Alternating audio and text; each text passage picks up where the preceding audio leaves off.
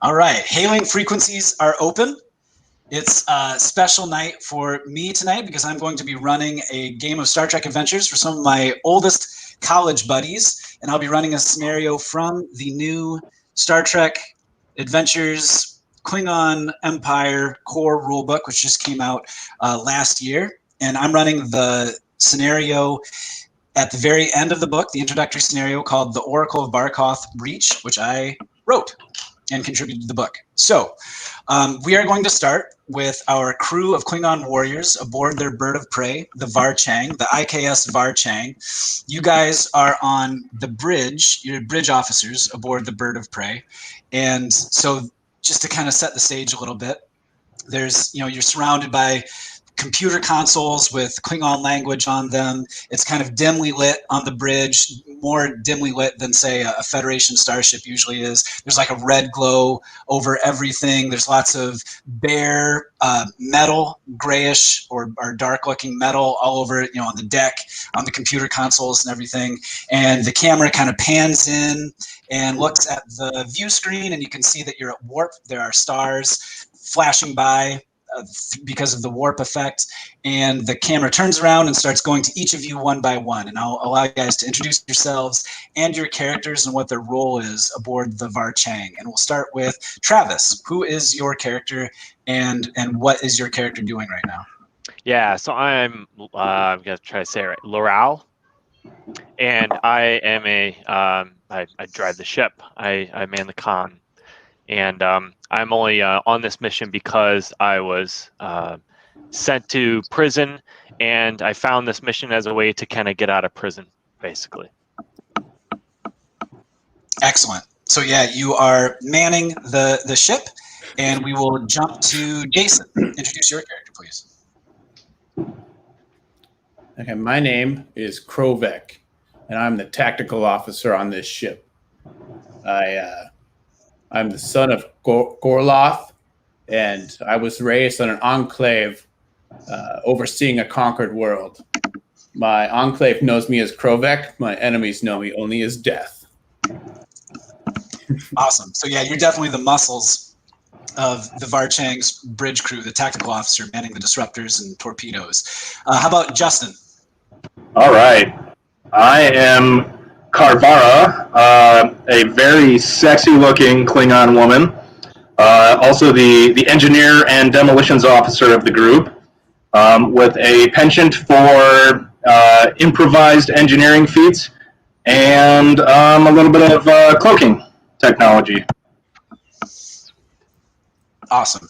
And so as you monitor the engineering section of the bridge, you see that the engines are running smoothly and everything is status quo as the ship warps to its destination. And then the camera swirls around to the center seat, the command chair, where Nate's character is sitting. Go ahead and introduce your character, Nate.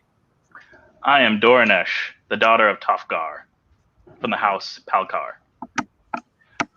I've gained some renown during the Dominion War by beaming a team of tactical warriors into a Cardassian ship and single-handedly destroying their fleet with that ship.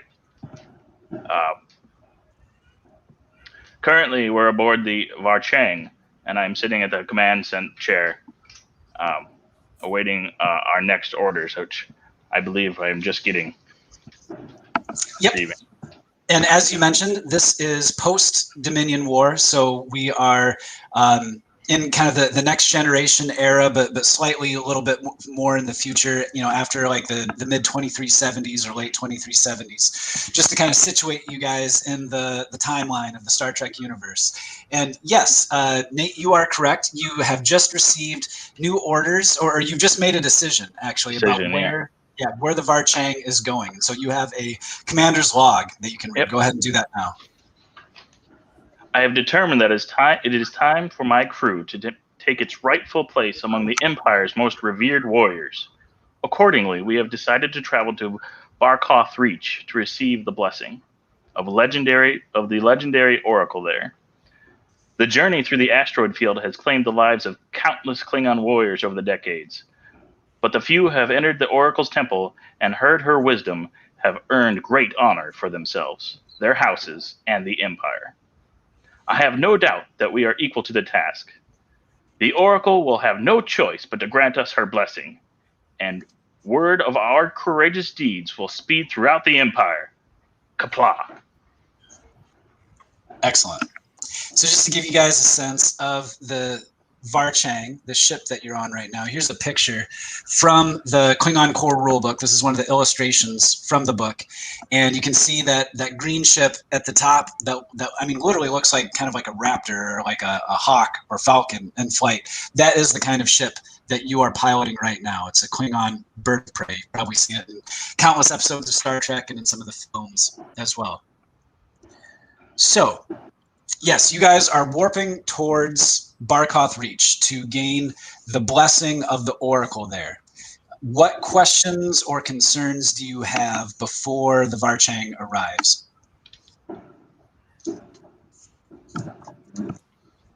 When do I get to soak my hands in the blood of my enemies? So you guys would all know that there will be, to gain the blessing of the Oracle, you will have to undergo some kind of test. And part of that is just navigating the asteroid belt that surrounds where the Oracle lives. So that will be a test. And beyond that, you expect there will also be additional tests, some that may involve some bloodshed. Have we navigated this asteroid field previously? No, your characters have not. In fact, you know that most of the Klingons who try to make this journey end up having to turn back or are never heard from again. Have we all flown on this ship previously at the same time? I guess that's up to you guys. If you want to be a crew who has been battle tested, maybe you've flown some missions in the Dominion War previously, that's fine. Or you could just be, just starting out. Maybe this is Doranesh's first command, and this is kind of, you guys are young officers just starting out, trying to make a name for yourselves in the Empire. It's really up to you. What do you guys think? I like to think that at least I am new to the crew. After the rest of my crew was horribly killed in a demolitions accident that I, of course, had maybe a little bit to do with.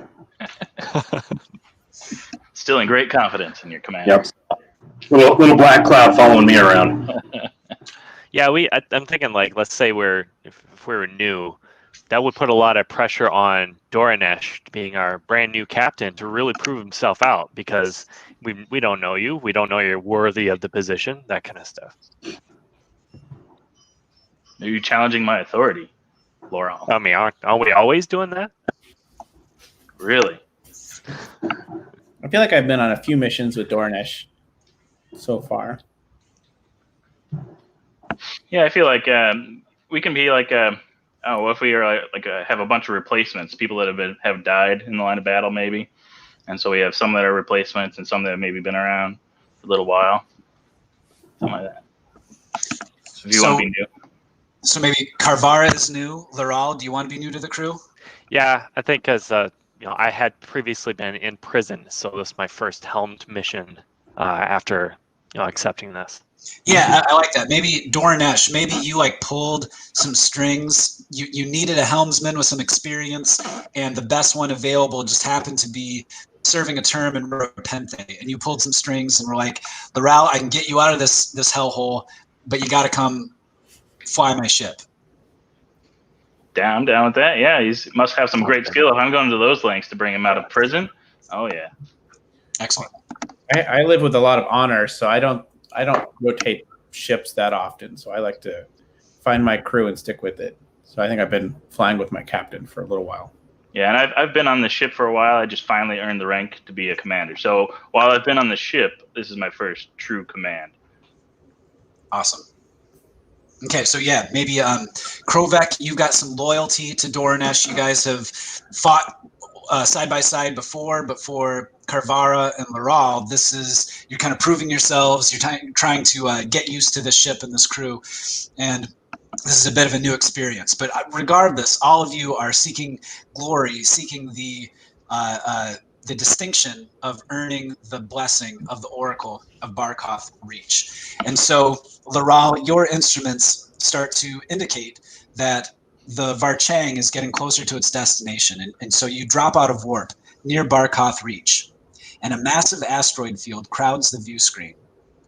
Moments later, all of you on the bridge feel a prickly sensation on your skin. The sensation intensifies until it becomes overwhelming. Suddenly, every warrior and every instrument reading on the bridge moves backward in time to where it was several moments before. The prickly sensation then dissipates and normal bridge activity resumes. It was as if, for a moment, everything aboard the ship shifted backward in time for a few seconds before the normal passage of time reasserted itself.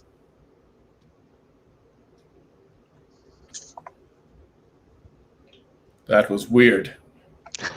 I ordered Lural to scan for a nearby star and make sure we didn't just fly around it really fast. Right away, Captain. Okay, so here, this will be our first, what they call a task in Star Trek Adventures. There you So the captain has ordered Lural to maybe run some sensor scans to figure out what the heck that was that just happened. So Travis, you're going to look at your character sheet, and you're going to find your reason attribute. Mm-hmm. So all of you have, I'm going to bring up your character sheets now. Lural, you have 6 attributes and then 6 disciplines, and there's numbers associated with each one. So what you're going to do for this task, you're going to add your reason attribute to your science discipline. And what is that sum? 12. 12, correct. So you're taking your reason, which is 10, and your science, which is 2, adding them together to get 12. That is your target number for this task. It is a difficulty 1 task. So by default, you get to roll 2 d20s. And anything that is a 12 or lower is a success. 12. Did you roll 2 d20s? 2 of them? Yes, that was 2 d20s as a Okay. 12. So what was the total on each d20? An 8 and a 4. An 8 and a 4. Excellent. So both of those are successes. Both of those were 12 or less. Does everyone kind of understand where that's coming from? You want to roll low in this system. Those were 2 successes. Yes. And he needed 1, right? So when you roll more successes than you need, you generate a meta currency called momentum. So you generated 1 momentum on that roll. All right. And you can have up to 6 momentum stored up at any one time. And we'll get to what you can use momentum for in a second. But you hit the sensors and scan what just happened, and you get some answers because you rolled well. You figure out that there is elevated ambient chronoton levels throughout the Barkoth Reach, and those are causing temporal anomalies to swirl among the asteroids. You think this will probably create a navigational hazard for any ship trying to pass through the area, and this is likely one of the reasons so many previous attempts to reach the Oracle failed. Now, to get to what you can do with that point of momentum you just generated, you can bank it for later, or you can spend it right now to obtain additional information from your sensor scan. I would like to use it now to see what, further information on how we can get past this asteroid field. Excellent. So I will burn that point of momentum, and you kind of zero in on your sensor scan and redouble your efforts, and you perform a very thorough scan of the area. And that reveals that an exotic element called dibermanium makes up much of the asteroid field. The dibermanium appears to resonate with the chronotons, which has kept them from dissipating. So this means the chronotons could have originated long ago, maybe even decades ago, but they continue to cause temporal disturbances because they resonate with this strange element that makes up much of the asteroid field. Are there certain asteroids that are providing this dibermanium? Pretty much all of them. It kind of you can scan it throughout the asteroid field. So no ships, no other, no structures. No other ships, though it does look like at the very center of the asteroid field there is some kind of artificial structure, almost like someone built a station or an outpost into one of the bigger asteroid fields at the very center of the region.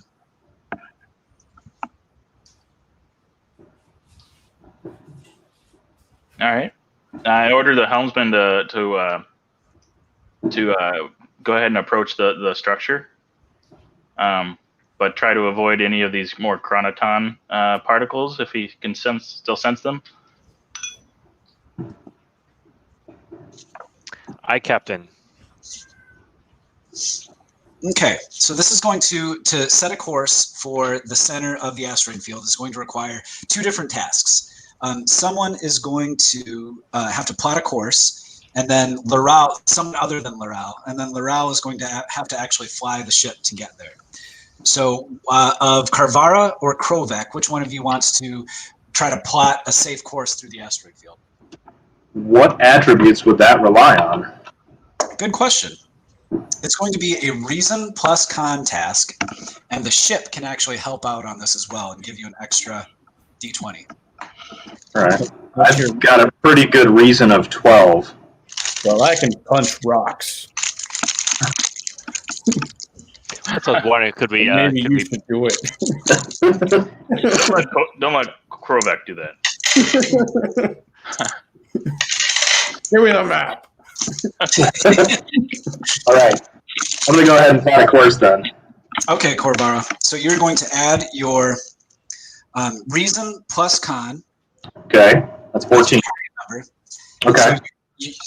And you're going to want two successes because of the elevated chronoton levels in this region. It increases the difficulty from 1 to 2. So you need 2 dice that are going to get your target number or lower. Now, you get 2 d20s for free. If you want to get additional d20s to roll to improve your odds, you can usually spend momentum to do that. But right now you don't have any momentum banked. So you can pay me threat, which is what I use to make your lives harder. It's my version of momentum as the game master. So you kind of have negative momentum. Negative momentum. So you can do the calculation. Do you want to pay me threat to get additional d20s, or do you just want to roll your 2 d20s and hope you get successes on both of them? How many levels of complication are there? You said it was a level 2? Yeah, right now there's that really high? I can increase that with threat if I want to. I can do all kinds of crazy stuff with How threat. high can it go? Difficulty 5 is the highest difficulty in the game. And I have to decide before I roll? Yes. Okay. What the hey? I'll get 1 threat. Okay. So you now get 3 d20s, and you need 2 of those to be equal to or under your target number. Ooh. I only got 1 success. Okay. Let's see what happens. Okay, so in this case, Karvara, you're having difficulty plotting a good course because of all the chronoton radiation in the region. So that is going to increase Lural's task from difficulty 2 to difficulty 3 to pilot the ship. Oh, actually, you know what? Hold on just a second. The ship also gets to assist because the ship has all kinds of computer systems that might help. But when you assist, you only roll 1 d20. So the ship assists with sensors plus con, which is a target number of 11. Krovek, roll 1 d20 and tell me if you get an 11 or less. I will assist with my fists. I missed again. 10? 10. Ooh. Okay. So because of the computer's assistance, Karvara does manage to plot a course. Sorry about that confusion, guys. So when you attempt a task on board your ship also has statistics, just like a character in the game. And so the ship can assist. And so the better your ship, the more assistance it gives you.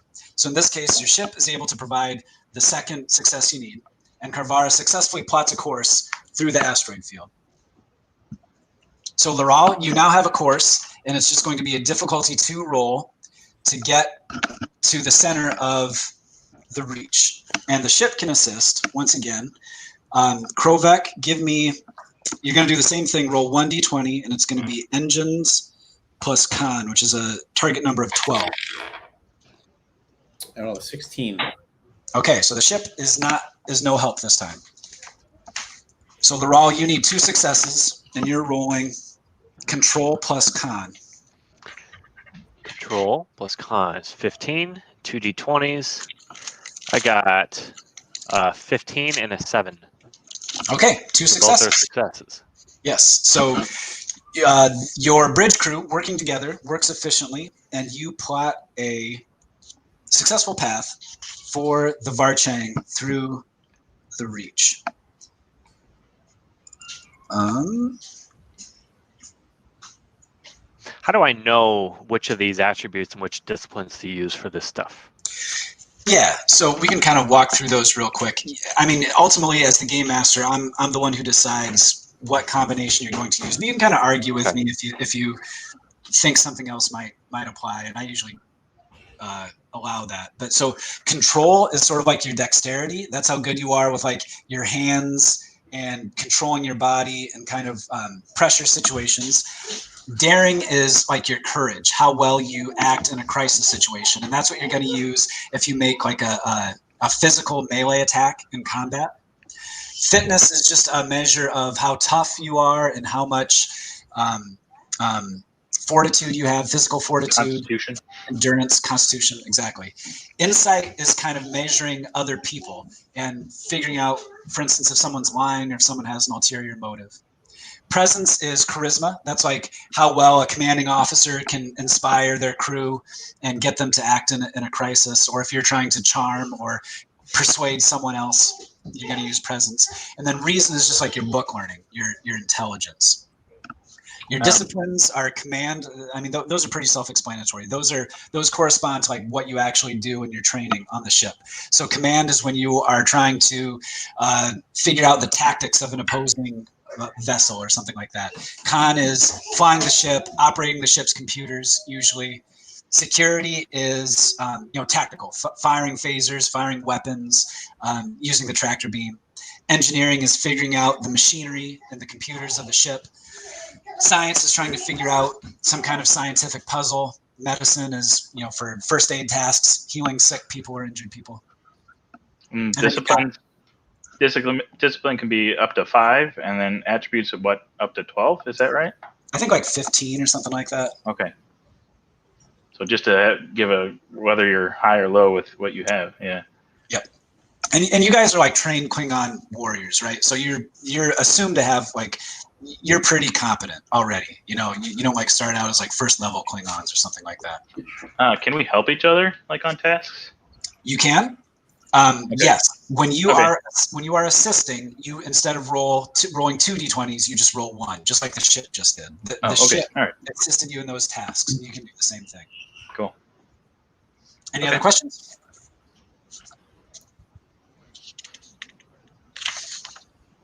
No. There's more stuff, but we'll probably get to it later. Sure. The attacks and talents and that kind of stuff. Yep. I will kill. So are we coming to a stop? Have we arrived? Did we make it all right? On your way, actually, as you guys are flying through the Reach, you notice that there is a temporal anomaly that ripples open not far from your bird of prey.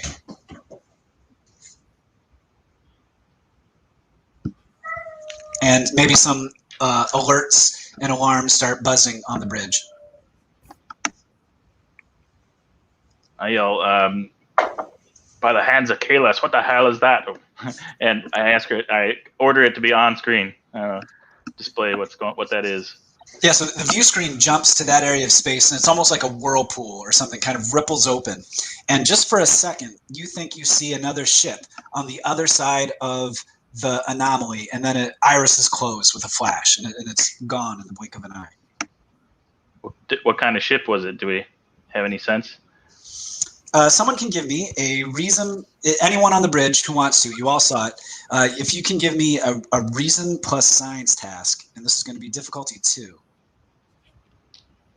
I have 12 total for that. Anybody got anything better? You beat me.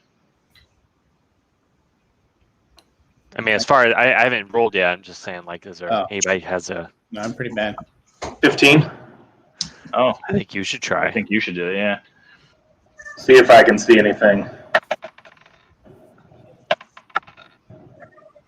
And you said difficulty 15? It's difficulty 2. You need 2 successes. Your target number is 15. Oh, my target, yeah. One success. The ship can assist, so you got 1 success. If the ship succeeds, it will be Sensors plus, I'll say security, because this is kind of a security situation. 12. Someone else can roll 1d20 and tell me if you get a 12 or lower. I'll roll it. You roll it. Did I roll it? Was I the one? Yeah, go for I it. got a 20. Hold it. Oh, a 20. Okay. On a 20, that's actually a complication because that's great. bad, right? So I'm gonna take, I start the game with 2 threat for each of you. No, actually, okay. Here's what happens. With the complication, the temporal anomaly ripples open once again. And there's a flash of light on the bridge as the Var'Chang gets sucked into this anomaly. And Doranesh, I will have you reread the captain's log at the start of the scenario. All right. I have determined that it is time for my crew to take its rightful place among the Empire's most revered warriors. Accordingly, we have decided to travel to Var'Chang Reach to receive the blessing of the legendary oracle there. The journey through the asteroid field has claimed the lives of countless Klingon warriors over the decades. But the few who have entered the oracle's temple and heard her wisdom have earned great honor for themselves, their houses, and the Empire. I have no doubt that we are equal to the task. The oracle will have no choice but to grant us her blessing, and word of our courageous deeds will spread throughout the Empire. Kapla. And as soon as the rest of you on the bridge hear Doranesh do that commander's log, once again, you think, man, I swear I've heard her say that before. Like there's a sense of deja vu that all of you feel. That was weird.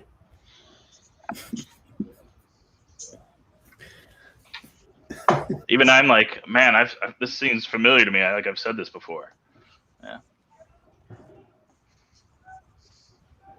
You Captain, are you okay? Sir, you're repeating yourself.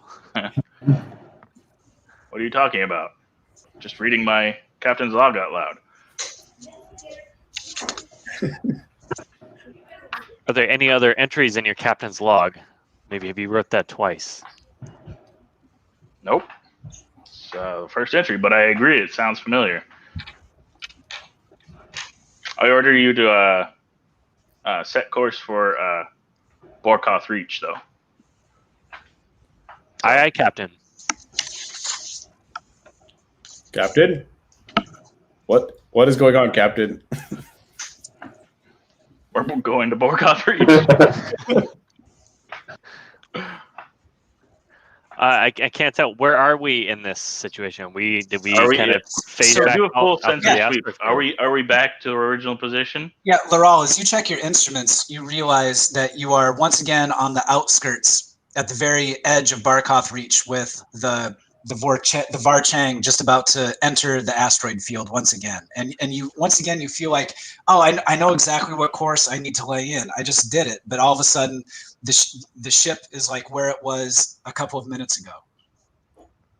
Sir, we've already plotted this course, and I am for sure know my exact way to get through this asteroid field.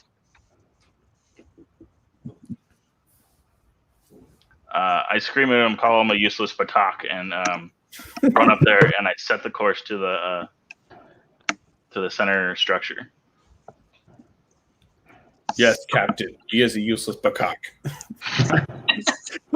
So this time, Doranesh, you and also Lural, I'm not going to make you roll for it because you already know the way. You've already laid in a course and you were piloting the ship toward the core of the asteroid field already. It's just like you're reliving the exact same thing, the same few minutes all over again. One thing I will also mention with the rules, each of you have 1 point of what the game calls determination, and that allows you on anytime you feel like you're in a crucial situation where you really need to make the roll, you can spend your point of determination, and that will allow you to get 2 successes on that roll, in addition to whatever your dice roll. And usually the game requires you to tie your use of determination into one of your character's values, which is toward the top of your character sheets. So usually, it's a way of kind of reinforcing something about your character that makes them kind of go above and beyond in a particular situation. So just kind of keep in mind, you've got that point of determination at your disposal, should you want to use it. But the Var'Chang is able to make it through Barkoth Reach and get to the center of the asteroid field, where you locate an outpost that awaits at the heart of the asteroid field. And you can see that it's like built into one of the biggest asteroids. As you approach it, you can see that there are some domes situated on the outside. There's also some docking ports and what look like satellite dishes that are meant to like project energy fields into the surrounding asteroids. But this definitely looks like, this is an artificial outpost built into one of the asteroids, and the Var'Chang is getting close enough to it. You can scan it, you can dock with it, you can transport into it, whatever you want to do. We gotta scan it first. Yep. See any life signs on board. Yeah, full sensor. See if there's anything down there. Anyone down there. Yeah, whoever's operating the sensors, any of you can do it. It's going to be reason plus science, difficulty 2, assisted by the ship's sensors plus science. I'll give it a shot. Yeah, go for it. And I succeed. Got your 2 successes? Yep. Okay, and then someone roll for the ship's sensors plus science, which is 9. Roll a 4. 4. Okay, so you got 3 successes, which generates a point of momentum that you can either use now to improve the quality of your sensor scan, or you can bank it and save it for later. I will read to you what your initial sensor scan reveals. The outpost runs on a fusion generator, which is currently powering life support, artificial gravity, and minimal defensive screens that keep large asteroids from colliding with the outpost. But they probably wouldn't last. They probably wouldn't hold up against a disruptor barrage. It looks like there are life signs aboard, but they are pretty minimal, and it's difficult because of the chronoton radiation throughout the asteroid field. It's hard to ascertain exactly what those life forms are, but there are some, not many, on the outpost. It looks like you think you could beam into one of the hydroponics domes on the outside of the outpost, or you could dock your bird of prey with one of the docking ports. All right. I say we transport in. But Captain, Yeah. could there be a chance that our transporter may be disrupted to cause us to not come back? You are right, Captain.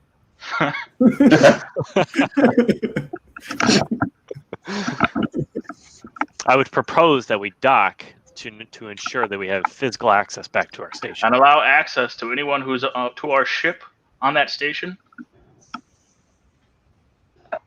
That is true. We will beam aboard. You are right, Captain. Any other spineless targ wish to question my orders? Krovek, your nose is awfully brown even for a Klingon.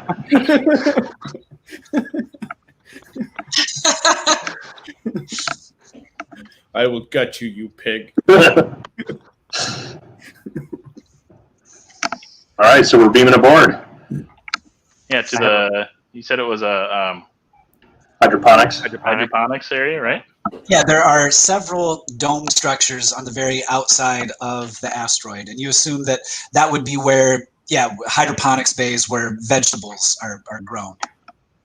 And those look like the easiest access points to beam into. I have a right, Captain. one of my focuses, which we haven't covered yet, is transporter systems. Yes, excellent. So, focuses. Basically, if you roll a natural 1 on any of your dice when attempting a task, that also counts as a critical success, which gives you 2 successes rather than 1. If you have a focus that applies, your critical range then becomes your discipline. So this is going to be a control plus science task to beam the crew into the hydroponics bay. So what is Lural's science discipline? 2. So that means on a 2 or less, you get a critical success. If any of your dice roll 2 or less, that counts as it doubles your critical range, basically. Nice. Okay, cool.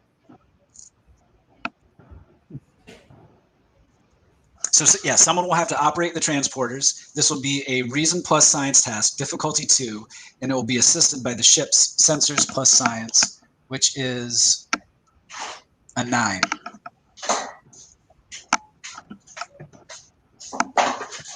Reason plus science is Karvara. That's kind of your thing.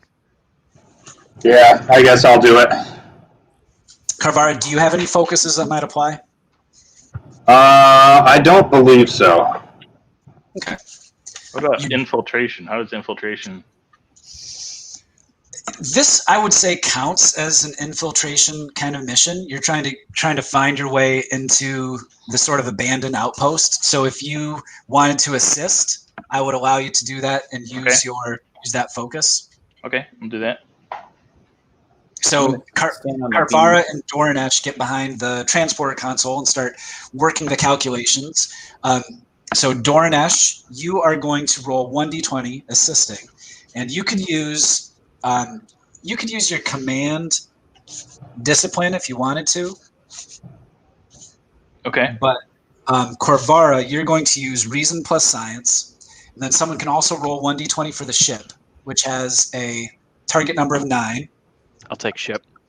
Okay, so why don't you go ahead and roll that, Travis, just so we know what that is. Fail. Okay, so then Doranesh, you get to roll 1d20. Karvara, you get to roll 2. And you've got 1 point of momentum to spend if you want to get an extra d20 as well. Okay, so what am I adding together for this? I would say you would need reason plus command, or you can use control plus command if right. That's better. Yeah, control plus command, that's 14. I got 11, so that's a success. Okay, so Justin, you only need to get 1 success on your roll. I got 2. Okay. So you got one more success than you need, so you generate another point of momentum as all of you, the 4 of you, step onto the transporter pad, and the red transporter effect washes over you, and you beam into one of the hydroponics bays of the outpost. You now have 2 points of momentum at your disposal, and once the transporter effect fades, the atmosphere inside the outpost tastes stale, and dust covers many of the surfaces. Dim red light provides spotty illumination, and shadows cloak the rooms and corridors. You hear only the rattling of the aging life support system and your boots thudding against the bare metal of the deck plates. What would you like to do as you materialize inside this hydroponics bay? Can I search around for potential threats or anything to kill? Give me an insight plus security roll, Krovek. And this will be difficulty 1. Actually, I'll say difficulty 0, because this is what you do. All right. Wait, so what, I roll 1 d20? You roll 2 d20s as the default. You can buy more if you want, but this is a difficulty 0 roll. So basically, this is just to generate momentum for you. Add your insight plus your security, and that becomes your target number. I rolled my insight plus security is 13, and I rolled a 16 and a 3. Okay, so the 3 is a success. So you generate 1 point of momentum as you immediately start assessing the tactical situation. And within the chamber itself, you do not note any threats, but you do hear a sound of snarling and like hooves beating against the metal deck, and these sounds are getting closer. Captain, something is coming. I pull out my batleth that I brought. You didn't already have it out? I just remembered. So you guys all have the equipment that's listed in your character sheets. Most of you have daggers and disruptor pistols. I think maybe 1 or 2 of you have batleths as well, but I don't recall. Yeah, I got a batleth and a disruptor. You've also got tricorders, scanning devices, and communicators as well, just as sort of a default thing that each of you would be equipped with on this away mission. So what is that sound coming towards us? Yeah. I heard hooves. Get out my dagger. Let me get out my disruptor pistol. Yeah, it sounds like these snarls and roars and growls are animal-like, and they are getting closer. Now it's at the point where all of you can hear it, and you all know that it's getting closer to you. What's better, a dagger or a disruptor pistol? It's really more of what statement you want to make as a Klingon warrior. So a disruptor pistol is obviously a ranged weapon, so you can fire it from a distance and still hit your target. Your dagger, you're going to need to be within reach of an enemy to be able to hit it.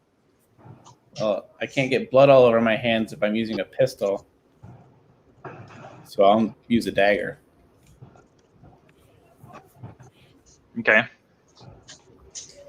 Yeah. So I think we should as a group advance together towards the sound. Can we prepare ourselves for the attack? Is there a place Yeah. we can hide? Is there something we can hide behind and await the approaching sound? Ambush it. Yeah. Ambush it? Yes, definitely. So there is all kinds of like shelves and storage units inside this. You don't see any like plants or anything. It looks like it's been a number of years since anyone has actually like grown vegetables in this hydroponics bay. But there are some like shelves and tools and tables that maybe you can like knock over and take some cover behind if you want to do that. Yeah. Flip the nearest table over and take cover. Yep. Does everybody do that? Yeah, let's do it. I flipped the table really hard. So is there just one entrance into this hydroponics bay? Yes. How close are we to the entrance? So the game measures distances in sort of an abstract manner. So it's like, things that are within are in short distance are things that you can get up to in one move and attack. Things that are medium distance require you to move. Things at long or extreme distance, you're gonna have to like use your action to get there. So the whole space of this room is really just like medium distance. It's a pretty small room, and so whenever these things come through the doorway, you're gonna be like able to attack them in one turn. Does that make sense? Yeah, I'm thinking of positioning myself kind of just around the corner of the doorway. On the side of the door. Yeah, so as to not be in their view when they rush into the room, but still be able to attack if need be. Excellent. So Good idea. Krovek and Lural and Doranesh, you guys kind of hide behind this overturned table, and Karvara, you kind of slink toward the threshold of the doorway. Karvara, why don't you give me a control plus security roll with difficulty 2? Or actually, I will oppose it with the bad guys.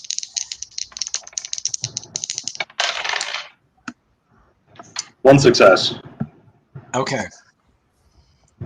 So you slink up to the doorway, and you're going to kind of hide in the threshold, but you're too late because just as you get in position, 4 of these sort of boar-like creatures come charging through the doorway, and they've got sharp tusks that are sticking out of their mouths. And you know them immediately as good Klingons. These are targs. These are trained attack targs, and they charge into the room.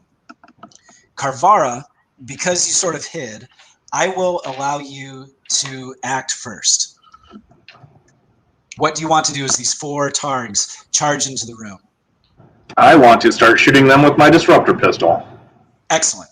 So making a ranged attack is a difficulty 2 roll, and it's going to be control plus security.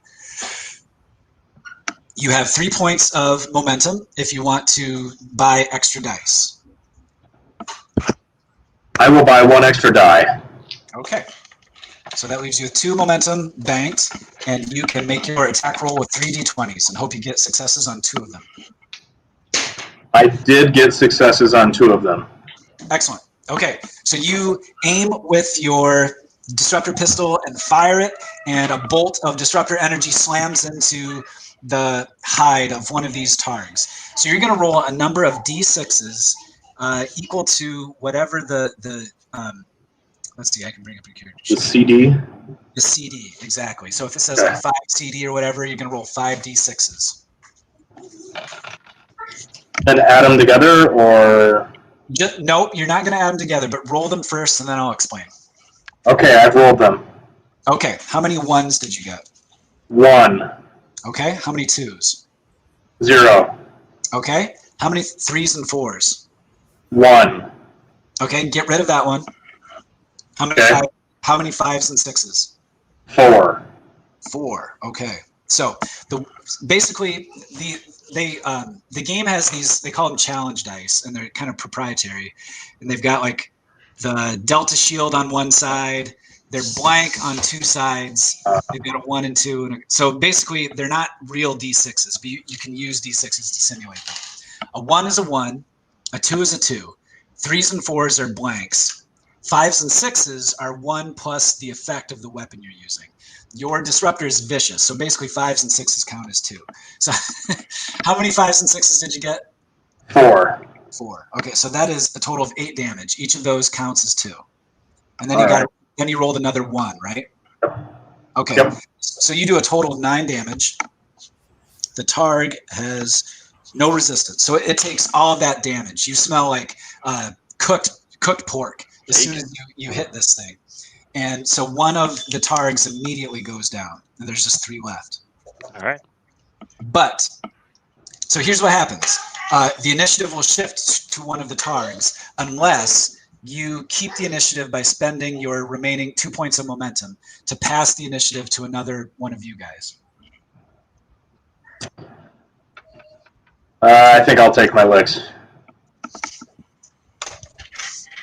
Okay, so one of the targs sees you blast his buddy and whirls around and tries to go after you with his tusks. And so he's going to make, so you're going to oppose this roll, Karvara. I want you to roll a daring plus security roll and tell me how many successes you get. I got 2. 1 success. Okay, so the targ turns around and gores you with one of its tusks. And so it's going to do 4 CD damage, which I will roll now. It does. So it does 3 points of damage and knocks you to the deck. Now you should have 1 point of resistance, yeah? Yep. Okay, so that's because of your armor. So you subtract 1 from those 3 points of damage that it did. So you take 2 points of stress damage. So you should have a total number of stress. Yep. Subtract 2 from that. And that's where you are right now. But you've been knocked down on the deck. You are now prone. So the way damage and healing works in this game, if you take 5 points of stress damage from a single attack, that will deal an injury. Or if you're dropped to 0 stress, that will also deal an injury. Injured characters cannot take actions. You're basically knocked out of the fight. You're unconscious. But you can spend threat and your determination in various ways to avoid injuries. But we'll get to that if it comes up. So Karvara has been knocked down to the deck by one of the targs. The initiative shifts back to you guys. So Lural, Krovek, or Doranesh, one of you can act, and you guys can choose which one it is. I will fight the pigs. Okay, what do you do, Krovek? I see my friend Karvara being attacked, and I jump over the table and rush the nearest one. And what are you attacking with? With my dagger. Okay, roll for me. It's going to be a daring plus security roll, opposed by the targ's roll. You have 2 points of momentum if you want to buy extra dice with it. I got 1 success. I have my daring plus security is 16. I rolled 2 successes, 13 and 4. Okay, so you generate 1 point of momentum because you rolled 1 more success than you needed, and you jam your dagger into the flank of the targ that is hovering over Karvara. So roll damage. Roll a number. It's a number. 66s. Yes, that sounds right.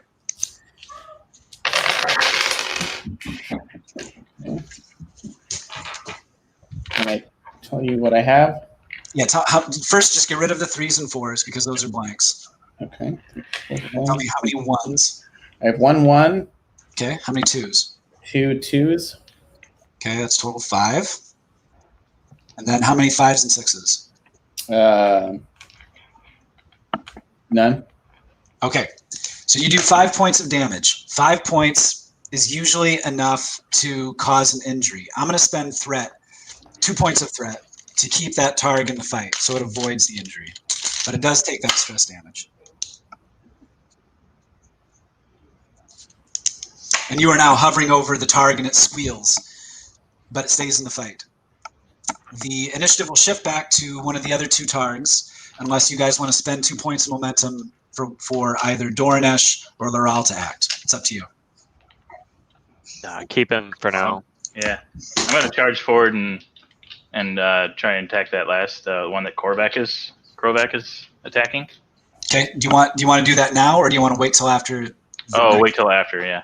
Okay. So one of the targs goes after Krovek, and so Krovek, I need you to make another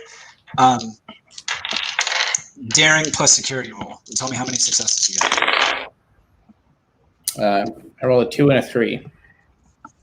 Okay. Do you have any focuses related to like hand-to-hand or melee combat? I have hand-to-hand and blades and survival. Yeah, hand-to-hand and blades. Okay, all of those. And ground tactics. So what is your security discipline? 5. A 5. So which of those? You had one roll less than a 5, right? I had both. I had rolled a 2 and a 3. Okay, so those are both critical successes. So you got 4 successes on that roll. Nice. The targ only got 2 successes. So you actually win this exchange. So you can roll damage again as you counter the targ's attack and get it with your dagger. And you generate 2 points of momentum on the roll. Meat. Okay, I rolled. What do I get rid of? The 3s and 4s? Yes. Okay, I have 1, 1, and 2 5s. 1, 2 5s. Okay, so that is 5 points of damage. This time that will be enough to cause an injury as you gut one of the targs, and it bleeds all over the deck and squeals and falls dead. I rub the blood in my hands. Yeah, it's like all over you. You are elbow deep in blood. Licking your blade. For the Empire. Okay, so now Doranesh, it's you said you wanted to act. The initiative shifts back to your side. All right. I want to charge the next targ that I see. Okay, and what? With the bat'leth. Okay, make your attack roll. This is going to be daring plus security, opposed by the targ. Okay. That's 2d20s, right? Yes, you can buy more. You have 5 points of momentum right now, and I got 3 successes on my roll. And the first die is 1. First die is 1, right? 1 point of. Yes. So the first one, yes, you get 1 extra d20 with your first point of momentum. The next extra die costs 2 points of momentum, and the third you can buy up to 5. The third extra die costs 3 points of momentum. So it increases. So I buy 1. Okay. Make your roll. All right. I got. Let's see, daring plus security, right? Yes. 15. I got 2 successes. Okay, so the targ rolled 3, so it inflicts damage to you as you swing with your bat'leth and miss, and it ducks underneath and sinks one of its tusks into you. Okay. And it does. It does 3 points of stress damage and knocks you to the deck. Okay. And I think you've got armor as well, so subtract 1 from those 3 points of damage it did, and then subtract the other 2 points from your stress total. Okay. Okay. The initiative shifts to this targ that has dragged Doranesh down to the deck, and it tries to attack again. And so, Doranesh, give me another daring plus security roll. Okay. I got 2 successes. I got 2 successes, a 4 and a 10. Okay, the tie in these cases, the tie goes to the aggressor, which is the target in this situation, and it does. Okay, so this time it does 5 points of damage to you, but you subtract 1 because of your armor, so 4 points of stress, which is not enough to cause an injury. Okay. Lural, you're the last in this round to act. What do you do? Yeah, I'll do a disruptor on the closest target. Okay, this will be a difficulty 2, control plus security roll. natural security 15. 1 success. Okay, that is not enough. Your disruptor blasts into the console, the console behind the Targ. So that is the first round of combat. There are 2 Targs remaining. Karvara and Doranesh are both on the deck, prone. The initiative starts on the good guy's side, so any of you can now act. Give me more blood. I start stabbing. Okay. Daring plus security. Which one are you trying to stab? There's one hovering over Karvara and one hovering over Doranesh. The one over Doranesh, obviously. Okay. The loyal tactical officer. This will be daring plus security, opposed by the Targ, which gets 1 success. I rolled an 8 and a 16 on my daring plus security is 16. Okay, that's 2 successes. Equal to or less is a success. So you can roll damage. Okay.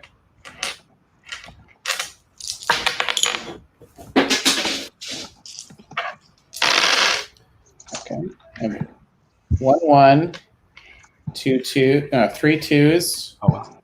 And 1 5. Okay, so that is 2, 4, 6, 8, 9 points of damage, which will gut another one of the Targ directly over Doranesh. You gut it. Sweet. And the blood sprays down on Doranesh, who is lying on the deck. Yes, Captain. Drink. Right all over my body. Yes. So there's just 1 Targ left, and it will act next unless you guys want to spend 2 momentum to keep the initiative on your side. Let's do it. I'll spend 2 more moment. Let's spend 2 momentum. Yeah. Okay, so then Krovek, you've acted this round.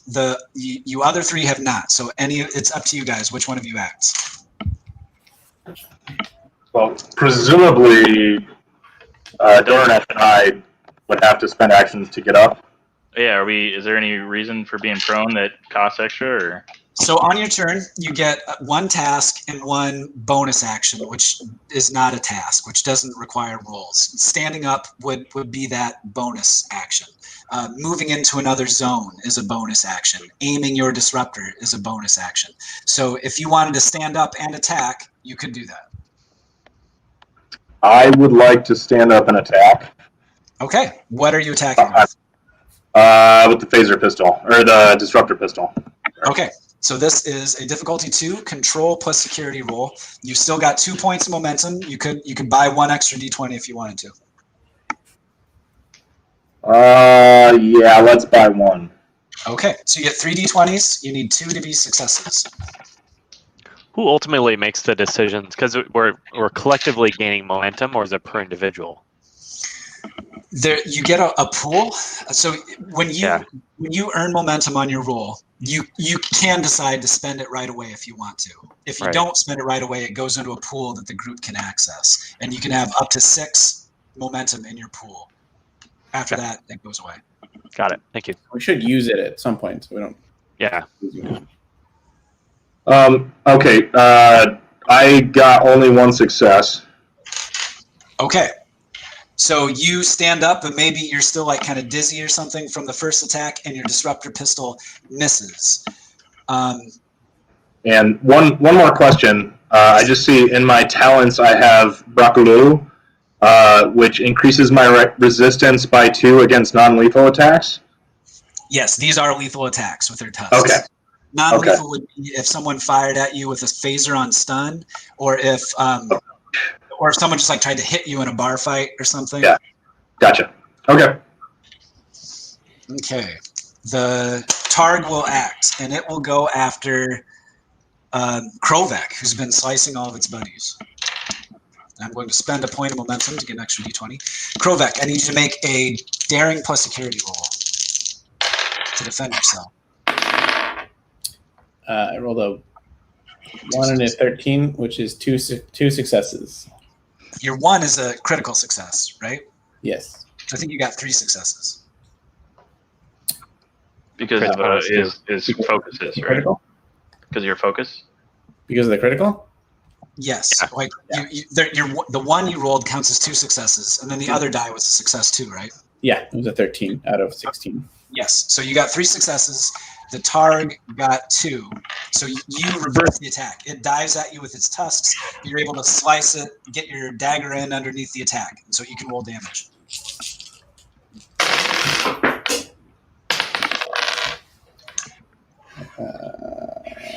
I have 1, 2, and 2 5s. 1, 2, Right. 5. So that's a total of 6 damage, and that's enough to deal an injury to the Targ as it bleeds out onto the deck as well. Space prosciutto.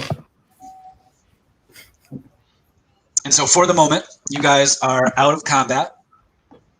Is there anything else you want to do before we cut to the next scene? I want to cut one of their hearts out and just bite into it. Yeah, you taste the blood of your enemy. Honor And it for is- the Empire. What are these? Can we figure out what these plants are that we're in? Can they provide They're any all benefit? like dead, right? There's nothing left in the hydroponics lab or plant. Yeah, so you would know this outpost was built to support a pretty large crew complement. And that's why there were so many of these hydroponics chambers built throughout the surface of the asteroid. But there's like no real food in here right now. And so that would lead you to conclude that whoever is still, the number of people still on board this station is far lower than what the station was built to support. Do you regain your stress after a combat? How does that You replenish? regain your stress at the start of the next scene. So if you're ready to jump to the next scene, you'll all get your stress back. It's like a TV show, you know? I need to clean my blades. So I'll clean my blades with a silken handkerchief. I'm ready to roll. Yeah, let's head to the next one. Town. Okay. So We're yes, all back to full. yes. So the camera kind of fades out. We cut to a commercial break, and when we return, you guys will all have your full stress back. Nice. And I'm gonna grab. Let's take a quick break, a couple of minutes, and I'm gonna grab a beer and go potty. All right. Sounds good.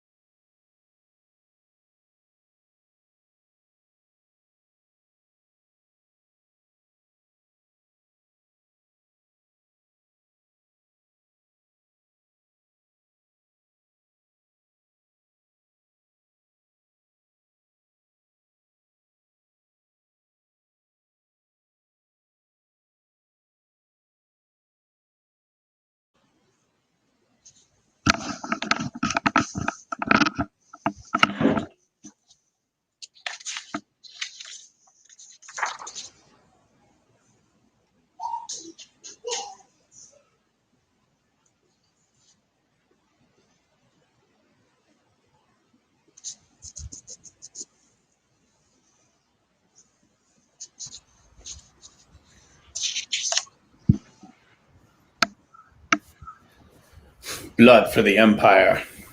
You guys have some blood wine to drink? Yeah.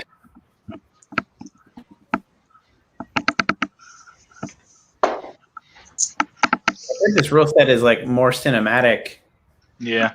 Definitely feels different. Maybe more cinematic. I think that was definitely the intention.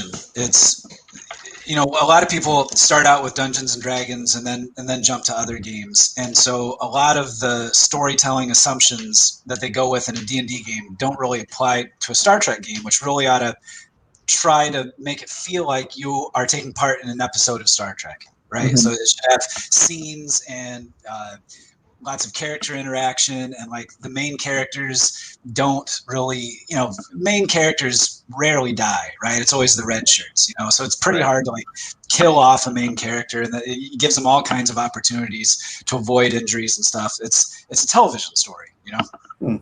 That's kind of cool. Yeah, it was cool how we did like the command and the like navigating, like that felt very realistic.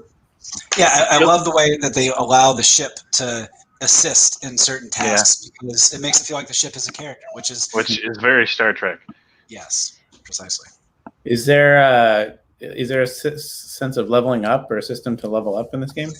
Not really. That's another one of the, you know, kind of tropes associated with D&D that you don't really see in Star Trek, right? Like any person who graduates from like Starfleet Academy is automatically smart and competent and knows how to do most things. Yeah.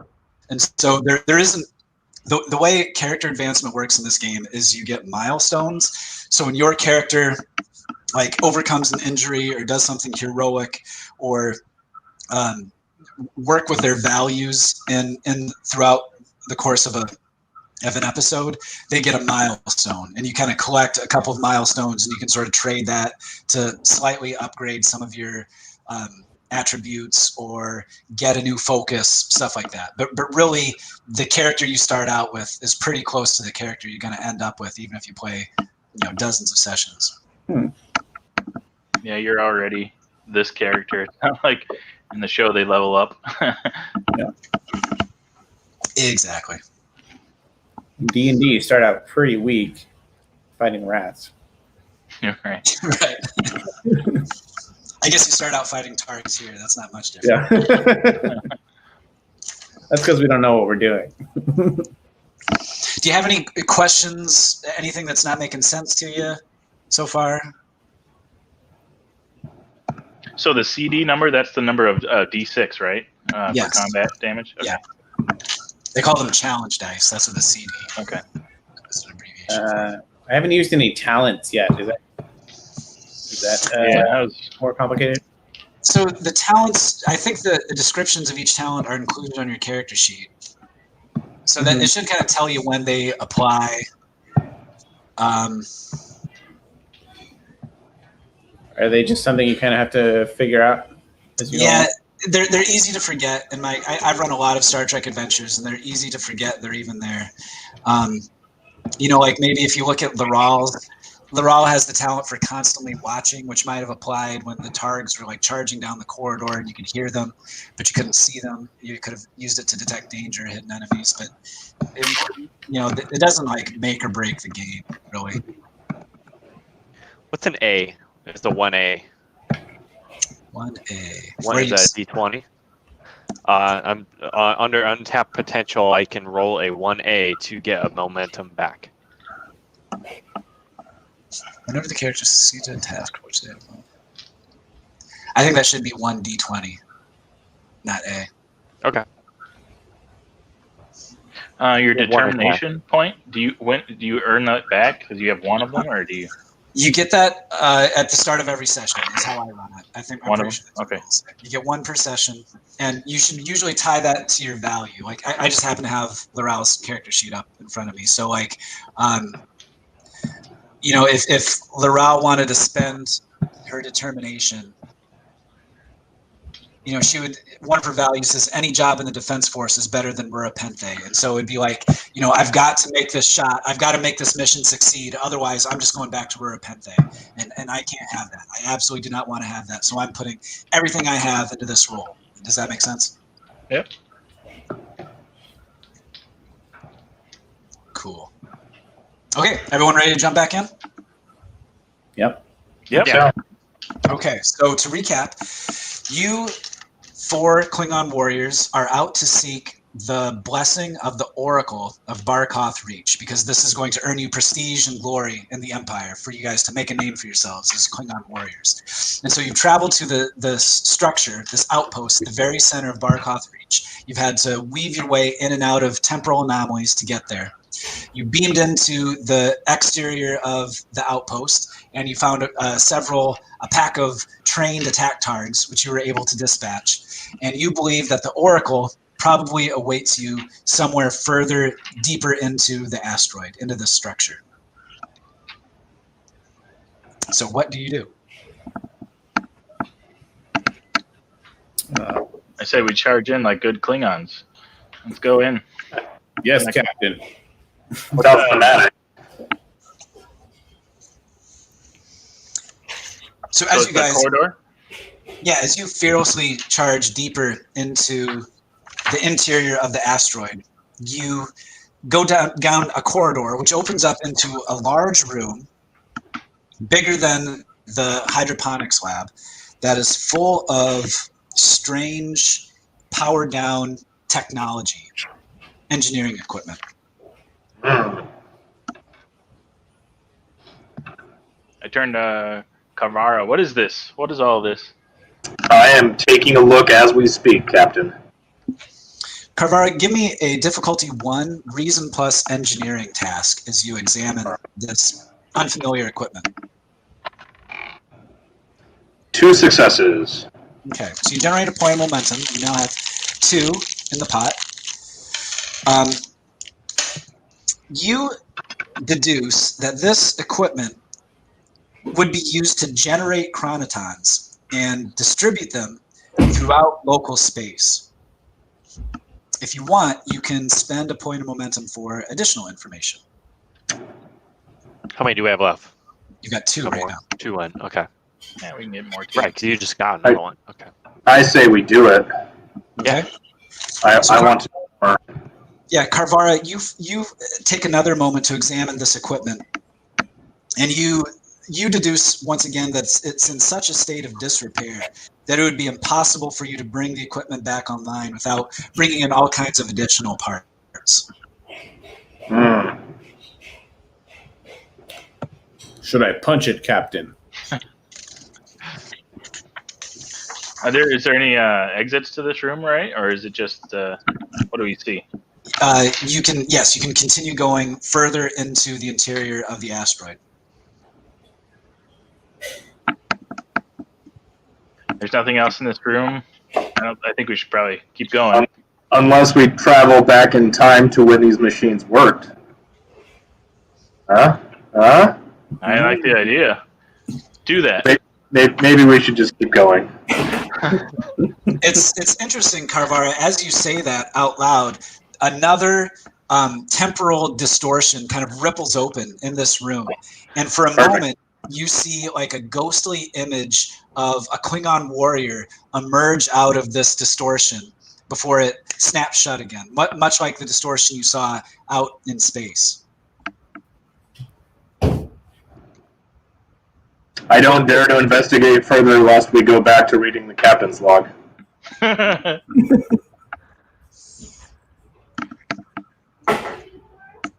That's what I was wondering. Does this distortion then put us back out into the asteroid field, or are we still within this this outpost? Yes, you're still in this room full of this engineering equipment that you think creates chronotons and transmits them. I'm going to do what I know best and shoot at the direction of the rift with my gun. Okay, go ahead and give me a control plus security roll, difficulty 2. 1 success. Okay, so once you blast this equipment, but the room is so full of it. I mean, it just it covers pretty much all of the surfaces in this room. There's like maybe a big piece of machinery that you think is like a generator, and one blast from a disruptor, doesn't do a whole lot of damage. It just leaves kind of like a molten hole in a wall.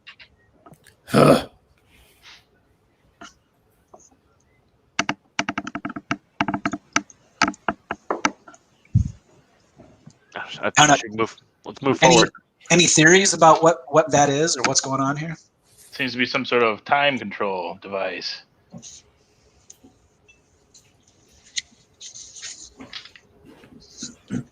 So everything's damaged in here, so nothing's really turned on then. So then we can't Turn it off. Right, exactly. Is there anything remaining from where the rift happened? Make an insight plus engineering roll. Difficulty 2.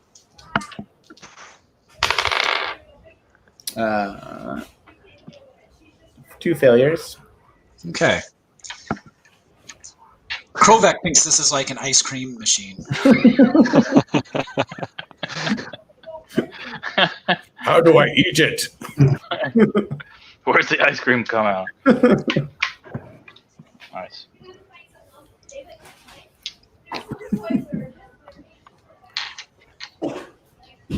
I don't know. I'm not sure. I'd go back and I'd see. go to the Oracle. I don't know. Yeah, I say we push on to see if we can find the Oracle. Yep. So yeah, as you guys continue further into the interior of the asteroid, you find what you assume to be the central chamber, which would have been like the operations section when this was an operational outpost. But it's been kind of changed around, retrofitted into a kind of temple. And as you enter, the smell of burning incense hangs heavy in the air. Banners emblazoned with ancient Klingon symbols cover the walls, and candles flicker amid the gloom, faintly illuminating a pair of dozing targs held in place by heavy leashes in a corner of the room. The bent form of an elderly Klingon woman sits silently in the center of the temple. A batleth and mechleth, both finely crafted, rest near her feet. She appears to be in deep meditation, her shoulders rising and falling slowly with her breathing. She makes no other movement.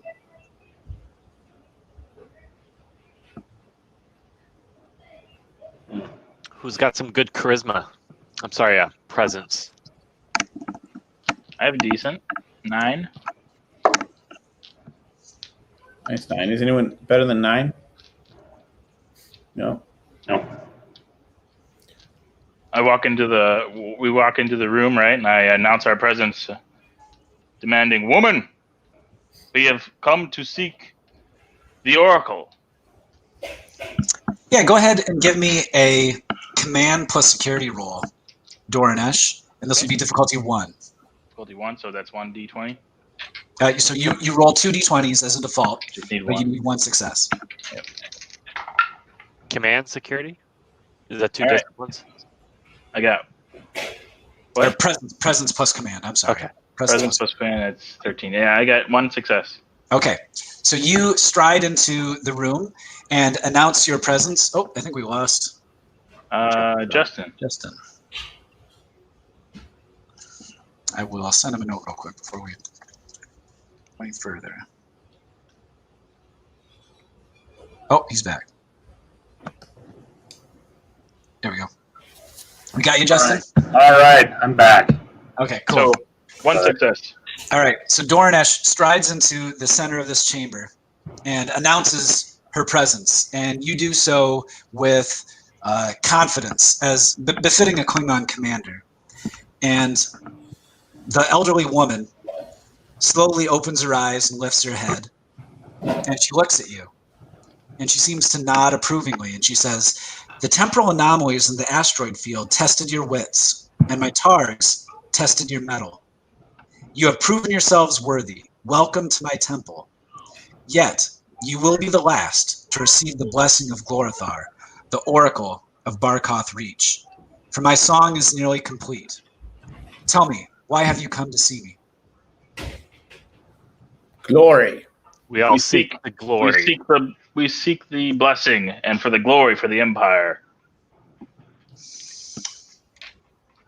She says, "You speak rightly, for if there's anything that I have learned, is that warriors should seek glory for the Empire and not for themselves or for their houses." And she seems to, you seem to feel that you have received her blessing and that she will answer any questions you might have about the attainment of glory or honor.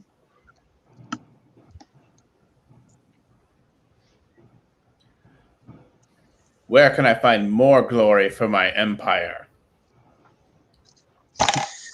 She says, your travels should take you to the Shackleton Expanse, to the very frontier. That is where glory awaits you. I will drench my hands in the blood of my enemies for the empire. When do we seek your blessing? How do we seek your blessing? She says, you have already earned it by presenting yourself to me in this temple. However, my blessing soon will be worthless.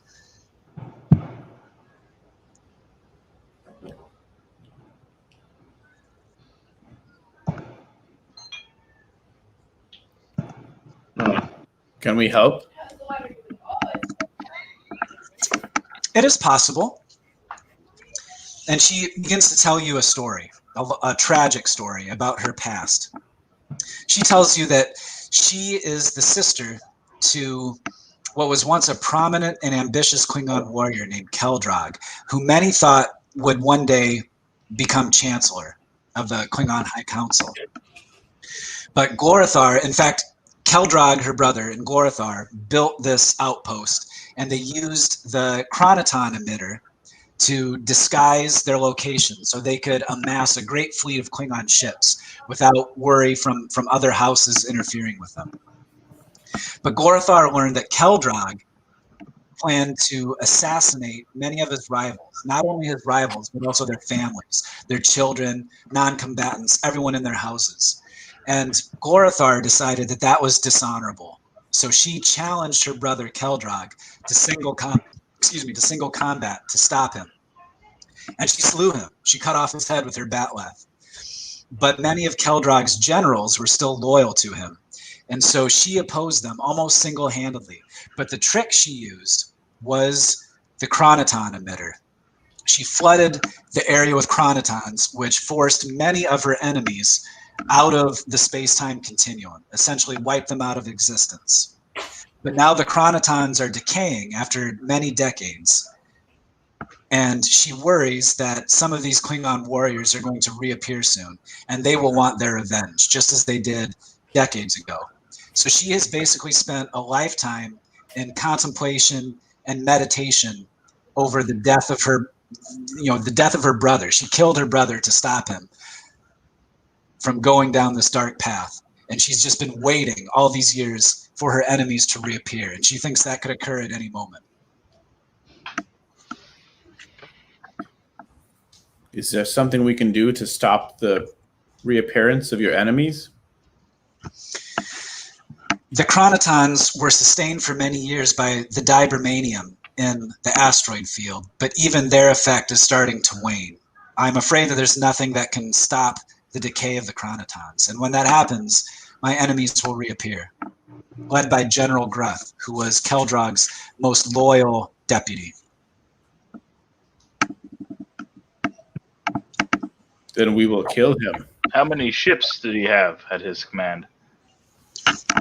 Luckily, most of the ships were wiped out. There was a space battle in the Reach for several days, and I was able to destroy most of them. But my fear is, well, not my fear, my prediction is that General Gruth and several of his bodyguards will appear here in this chamber, which is where they were when I first used the chronoton emitter to wipe them out of the space-time continuum. Right where I want them.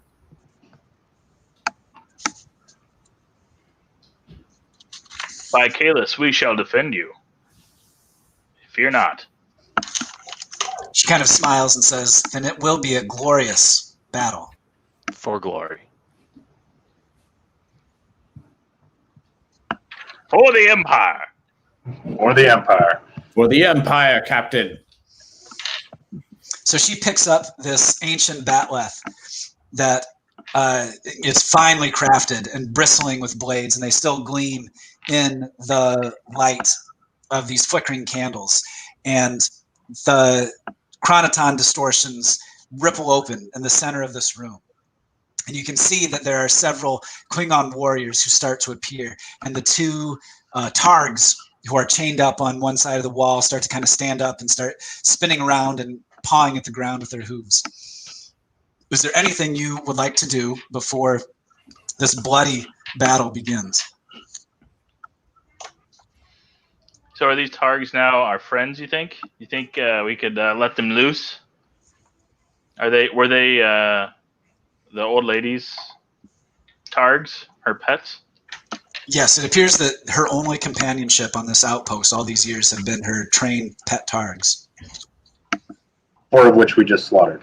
But they don't know that. And she doesn't need to. I suppose there's no such thing as diplomacy in the Klingon world. Diplomacy by the blade.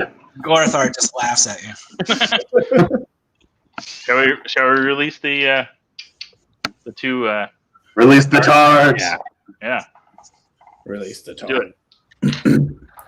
Who wants to do that? Captain does. I'll do it. Yeah. Go for it. I don't know what it takes. Sure, I'll do it. Yeah. Okay, so Doranesh, as you move over to the outside of the room, it looks like you'll have to cut through one at a time. You'll have to cut through the chains to release them. Is that something you want to do? Yeah. Let's do it. Okay, so as you lift your batleth to free the first Targ, the distortion ripples open and deposits General Gruth and 3 other time-displaced warriors in the center of the room. Okay. They look disoriented at first, but they quickly gain their bearings, and Gruth glares at Glorthar, recognizing her despite her aged appearance, and bellows, "I don't know what deception you've attempted, traitor, but you will die for your crimes." And Glorthar lifts up her batleth and replies, "Let's finish this." So, you've got Gruth, who's the general, and 3 of his lieutenants who have just appeared out of this distortion in the middle of the room. I don't know why they put these on different pages of the book, but there you have it. Okay, who wants to act first? I go straight for the general. Okay, what are you going to do when you get there? I'm gonna stab him real good Okay, with your dagger, yeah? with my dagger. Okay, you have 1 point of momentum. I have 4 points of threat. Make a daring plus security roll against Gruth as he lifts his. I'm going to spend a point of momentum as he lifts his batleth. Can I say I'll do it for the Empire and use my my value thing? Your point of determination? Yeah. Yes, you absolutely can. So you get automatic 2 successes to start on this roll, and then you get to roll any dice and add that to those 2 successes.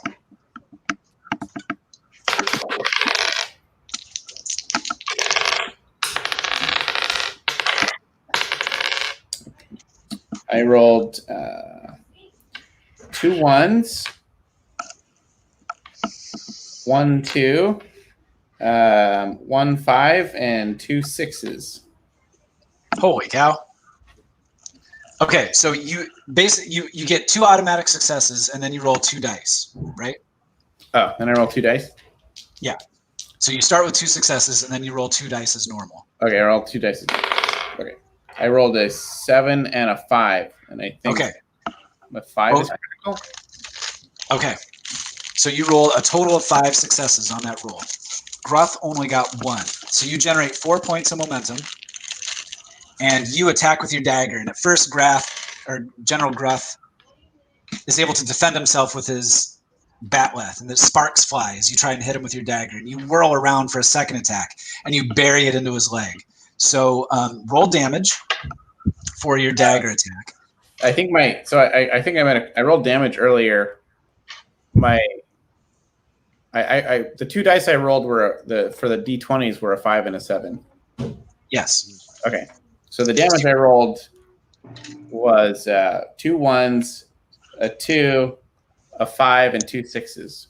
2 1s, a 2, 5, and 2 6s. Okay, so that is 8 points of damage, and Gruth has one point of resistance. So he takes 7 damage. Very good. But I'm going to spend threat to keep him in the fight. Excellent. So you are able to sink your dagger into the leg of Gruth. You now have 5 points of momentum at your disposal. You could spend 2 to pass the initiative to one of your companions. Otherwise, Gruth is going to act. I spend 2 points of momentum to pass the momentum. Okay. Who wants to act? I'll do it. What do you want to do? I'm going to do Disruptor Pistol against General Greth as well. Okay, go ahead. This is going to be difficulty 2, and it's control plus security. You have 3 points of momentum if you want to use any of them. Control, security. I'll be okay. 1 success. Okay, 1 is not enough, as Gruth and Krovek circle one another with their bladed weapons. You just can't get a very good target lock, and your Disruptor Blast misses.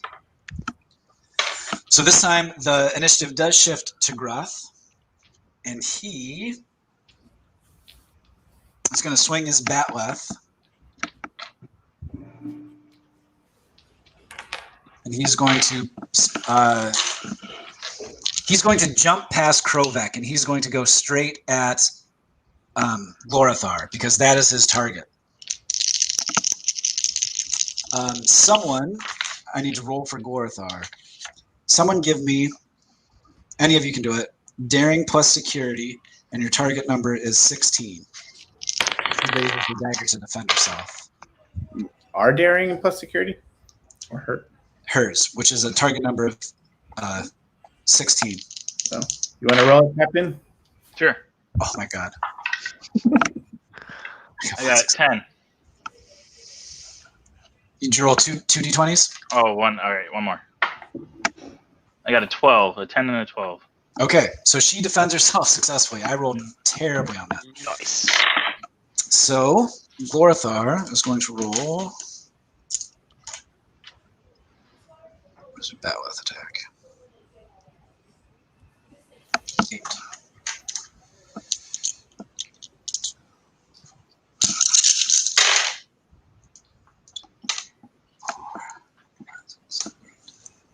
Okay, so she blocks Gruth's attack and decapitates him. And Nice. Nice. anticlimactic. However, That was suitably climactic. yeah, but I'm going to spend my last 2 points of momentum. A fourth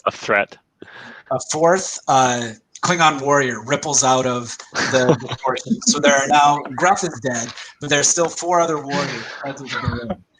And Krovek has acted.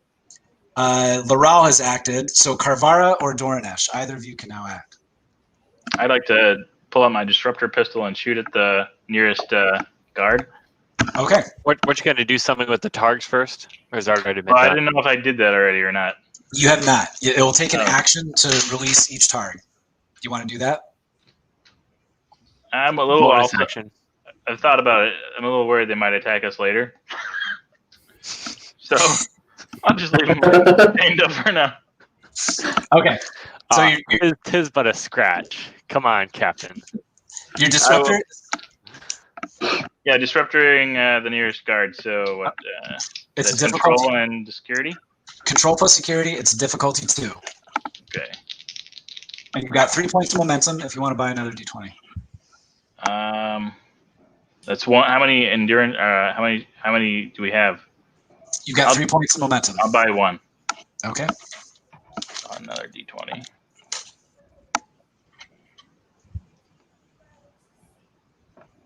I got 2 successes. Okay, that is enough. Roll damage for your disruptor. And that's the CD number? 2? Yes. Or 7 CD for me, I think. 2, That sounds right. 5, 6, 7.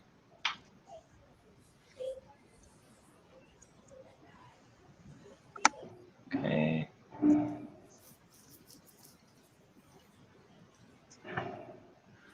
And throw out 3s and 4s? Throw out 3s and 4s, then 1s are 1s, and then 2s, 5s, and 6s equal 2. Okay, I got a 2, a 1, a 5, and a 6. Yep. Okay, so that's a total of 7. Subtract 1 for their armor. And that's so any attack that does 5 or more points of damage causes an injury. So your disruptor fire is aimed true, and you take down one of the 4 remaining Klingon guards. Sweet. It's now back to one of the guards who have not acted yet. Unless you could spend your 2 remaining initiative to pass the initiative to Karvara. There's 2 guards left? There are 3 guards left. 3 guards. Let's do it. Do it. All right. Send them to Karvara. Okay, Really? Karvara, you're up. Okay. First, quick question. Yes, Is this live streaming somewhere? on YouTube. On YouTube. Can you send me a link to that? Like right now? But eventually. Yeah, absolutely. Okay, so phaser pistol. At the new guy. Okay, it will be a difficulty 2, control plus security. You can buy extra d20 by paying me threat. You no longer have any momentum. Yeah, I'm not going to spend any momentum. And sorry, you said daring plus security? Control plus security. Control plus security. Okay. Yep, failed both. Okay, your disruptor blast misses as the new Klingon dives into action, and he's a moving target. Difficulty. Well, I mean, he just showed up, so that's understandable. He's been out of action for decades, and so he's just absolutely itching to fight. Okay, so you've all acted this round, yeah? Yep. Okay, so the 3 remaining time-displaced warriors will act. One of them is going to go after Krovek with his disruptor pistol. So he has a difficulty 2. Control for security. He misses. The second one is going to fire his disruptor pistol at Karvara. And just gets 1 success. The third one is going to fire at Lural. This is unbelievable, guys. I'm rolling so poorly. Okay, there we go. Okay. The disruptor pistol blasts Lural. And does...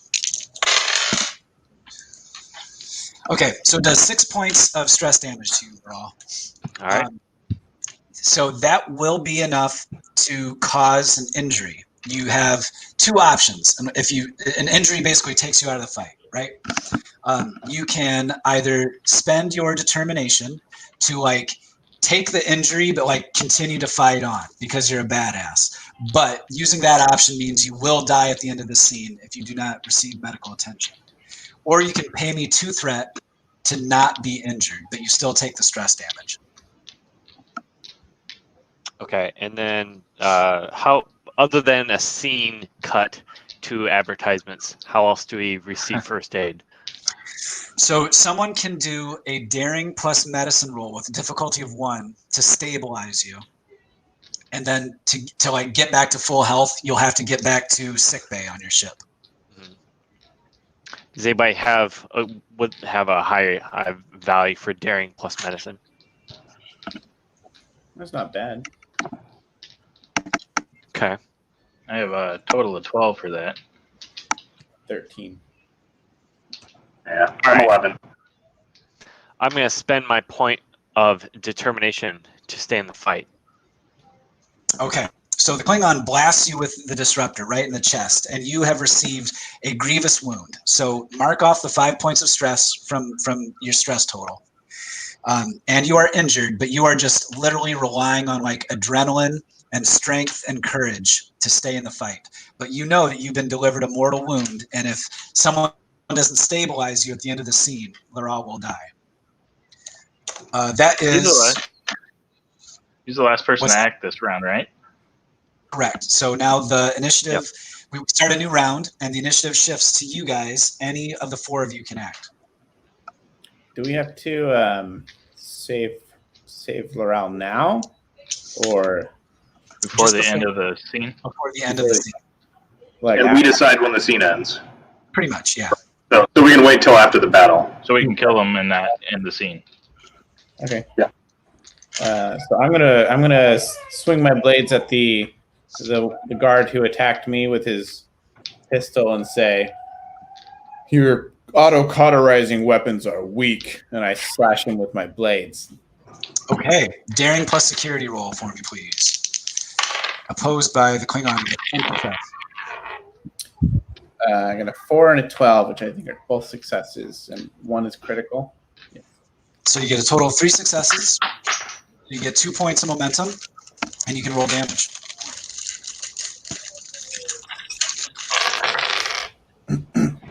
Okay.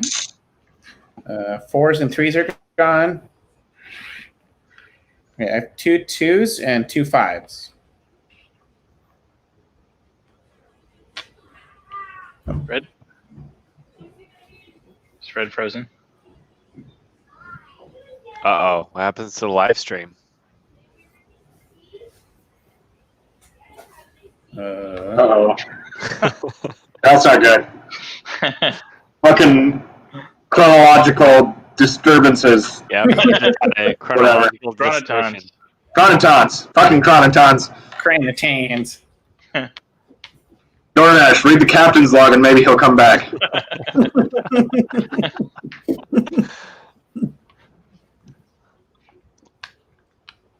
Oh, It's he's official. gone for good now. He's gone. He'll come back. They always do.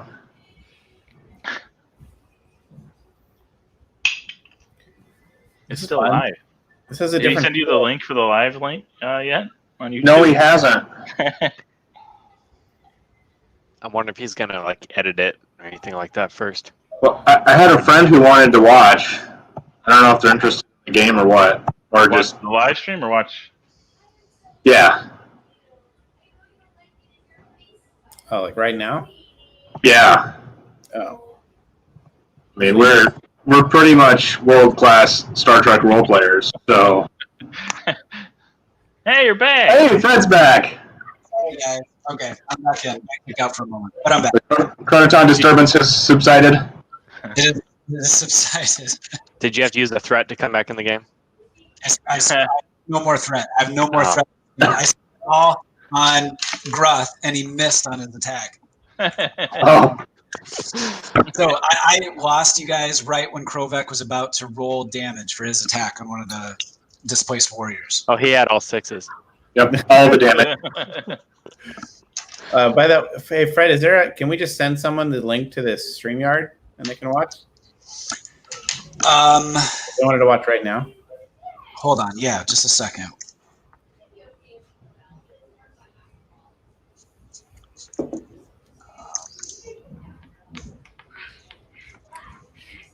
For Justin, who mentioned it outside of when you were gone. So I'm gonna need to purchase 7 more sets of dice. Yeah, I know. here. We're just 70-20s. Well, you got D6s though. I only have the one that's part of this one set. We So. only have the one. I've got literally hundreds of D6s. I can send you a bag of them if you want. I just put the link in the chat if you want to share it with anyone. It should be going live there. Cool. I rolled 2 2s and 2 5s for damage. Okay, so that's a total of 6. We subtract 1 for the armor for a total of 5, which will cause an injury to the time displaced warrior and take him out of the fight. Nice. Nothing to avoid it anymore. Okay. Blood there's- splatters everywhere. There are 2 warriors. Yes, pink Klingon blood is now coating the gray metal of the deck. Is it like Pepto-Bismol everywhere? It is like Pepto. If you remember on Star Trek 6, when they beam aboard the Gorkon ship and the assassins blast everyone with phasers, pink Pepto-Bismol floats everywhere. So you guys are like wading ankle deep in pink Klingon blood. Star Trek 6, was that the one with the Ewoks? You're done, Justin. You gotta go now. You gotta go now. I'm gonna need some Pepto because my stress is starting to get a little too high. Okay, so there are 2 time-displaced warriors left. You guys have 2 points of momentum. If you wanted to keep the initiative, you could spend that momentum to do so. Otherwise, one of the warriors is going to act. Let's do it. Yeah, Okay, who wants to act? I'll do it. I want to shoot him with my disruptor. Okay, so it's going to be difficulty 2, control plus security, and you can pay me threat to get additional dice if you want to, but you have no momentum. I think he's begging you for it. I literally am. Yeah, I'm just gonna roll it. So one of my focus is disruptors, but that's basically means, how does that work again? So your critical success range then becomes whatever your discipline is. So if your discipline is like 4, then anything that's a 4 or lower becomes a critical success. Okay. All right. Rolling. I got 1 success. 1 success is not enough. You fire, but the Klingon warrior ducks out of the way. Okay. And charges at you. Bounds across the room to where the targs are, and he is going to, as he runs, he's going to fire his disruptor at you. Okay. Actually, no, that's not as cinematic. He's going to swing his bat'leth at you. So give me a daring plus security. Daring plus what? Daring plus security. I got 2 successes. Blood. All right, I got 2 successes. 8 and 8. Nice. So in a tie, the winner becomes the aggressor, who in this case is the time-displaced warrior. Okay. Who's going to do, well, only 3 points of damage. And you subtract, you subtract 1 for your armor. Okay. Okay, the initiative shifts back to you guys. I think which of you have not acted in this round? Lural and I have not acted. Yeah. Either of you can act, whichever you want. Well, I feel like I whiffed pretty bad last time, so go ahead. I was going to say the same thing. All right, Disruptor, do me justice. So we got 2 warriors, 3 warriors left. Two left. They're both. One of them is engaged with Krovek, and the other one is engaged with Doranesh. Okay. I will fight. I will shoot my disruptor at the Doranesh warrior. Okay, do it. It's difficulty 2, and it's control plus security. Control security. 2. Finally. Okay, roll damage as you blast. The 2 warriors are turning, spinning around one another, and the time-displaced warrior presents his back to you, and you fire right between his shoulders. All right. 3s and 4s are out, so we got 2 1s, 2 5s. That should do it. That is 6 points of damage. Subtract 1 for the armor, and that is 5. So yes, he slinks to the deck as a disruptor spreads out between his shoulder blades. He falls to the deck, injured. Nice. There's this 1 warrior left, and he is engaged with Doranesh. And he's active this round, so I think Karvara, you're the only one who's not active. Ooh, nice.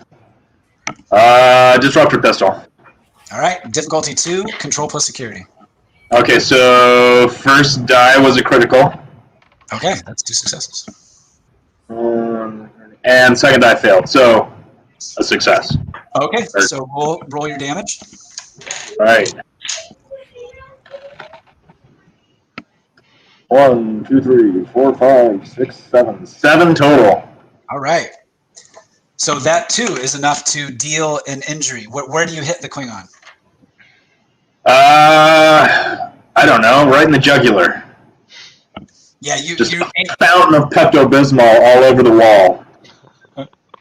Absolutely. Klingon blood everywhere as this gaping wound in the neck of the Klingon warrior that's disruptor burns around the edges. The blood is just kind of squirting, pulsating out of the wound.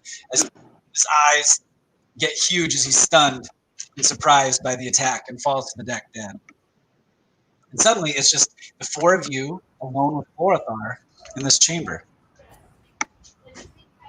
All right. I'm gonna rush to Lural and tend to his wounds. Yeah. Okay, yes. The Ral is also mortally wounded, so someone is going to have to make a difficulty 1 daring plus medicine roll to stabilize the Ral. I'd like to assist. Okay, you can assist with 1 die, and because you're the commander, I will say that you assist with presence plus command, as you sort of oversee the operation. Okay. All right. You got So to go ahead and roll. And Karvara, you're going to roll daring plus medicine, and you need Doranesh got a success, but you can add momentum with yours. Cool. Do we have any momentum? You have no momentum right now. Okay. Let's go ahead and add 1. Okay. Oh, you've also got your determination. You haven't spent yours. Okay, so what does determination do again? Gives you 2 successes automatically. You only have Okay, 1. I would have to declare that before I rolled, right? But technically, but I'm a kind and generous game master. Well, I only got 1 success when I rolled, so... Okay.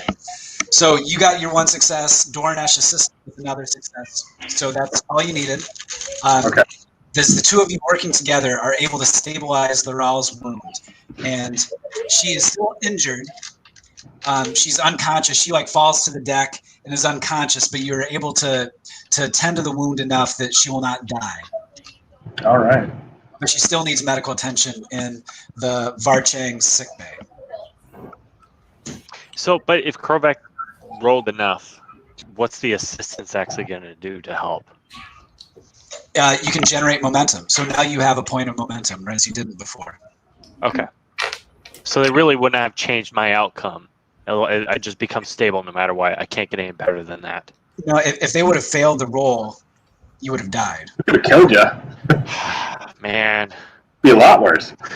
Would it make sense for us to somehow beam her back to the prey? Yeah, so let's talk to her. So we won the day. Hey. If you had died, it would have been because you were weak and dishonored the Empire. No, you die for glory. That's only in battle. After battle is for weakness. Yeah, so Lorathar tells you that, once again, she repeats, even greater glory awaits you in the Shackleton Expanse. But you have acted as Klingon warriors today. The heart of the warrior truly beats inside your bodies. Go and bring honor to the Empire. But my song is at an end. And I have completed my part of this story. And she tells you that her plan is to take one of the escape pods from the outpost and drift off into space, where she will die alone and complete her story. But she says, your song is just beginning. So go and bring more honor and glory to the Empire. I tell her to enjoy a cup of blood wine and Stilvacore. I hope to drink one with you when you reach there as well. Sweet. Yes, Captain. All right. So did she just leave and go to get in her? Before she gets into the escape pod, she says, "Kapla!" Kapla! Black. Kapla! And she gets into the escape pod, and it jettisons, and it slowly and silently drifts into the vacuum of space, where no one will ever hear from the Oracle of Barkoth Reach ever again. You were the last to receive her blessing. Did she happen to take her half-life? Oh, that's a good point. Before she leaves, back up a couple of seconds. She offers her Time distortion. her priceless, time distortion. Her arm reaches through the distortion and offers her priceless antique batleth to Krovek, who waded into battle with such courage. And then she gets in the escape pod. Never fear. Honor for the Empire. But did she take the half left? No. Okay, I'm gonna grab that. I'm gonna grab that something. I'm taking the targs, the attack targs. I can measure pets. Gorthar would appreciate that. She clearly valued them very much. Didn't bother to bring them with. I'm probably going to eat one before we get back to the ship. Thank you. There's 4 dead ones back in the hydro bay. I only eat their hearts. Oh, that's true. So the camera cuts, and we jump to the bridge of the Var'Chang, just as we were at the beginning of the scenario. Lural, you enter the bridge from the double doors that swing open, and you have maybe a bandage around your midsection, but you are no longer injured and ready to report for duty. And the ship is awaiting Doranesh's next order for where to proceed. I say you are weak, but you are getting stronger, Lural. I fight for the Empire. Yes, for the Empire. Or the Empire.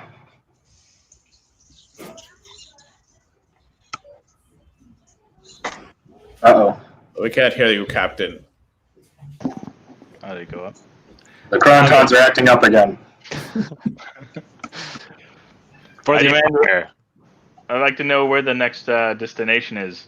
Where's the I believe the Oracle told us, Captain.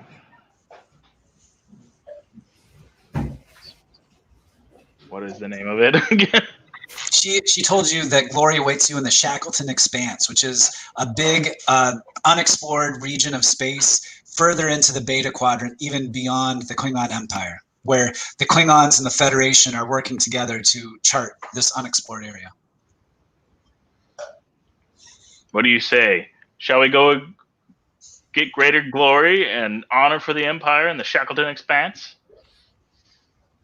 Yes, Captain. Yes, Captain. Glory for the Empire. Well, set course for the Shackleton Expanse, Lural. Yes, Captain.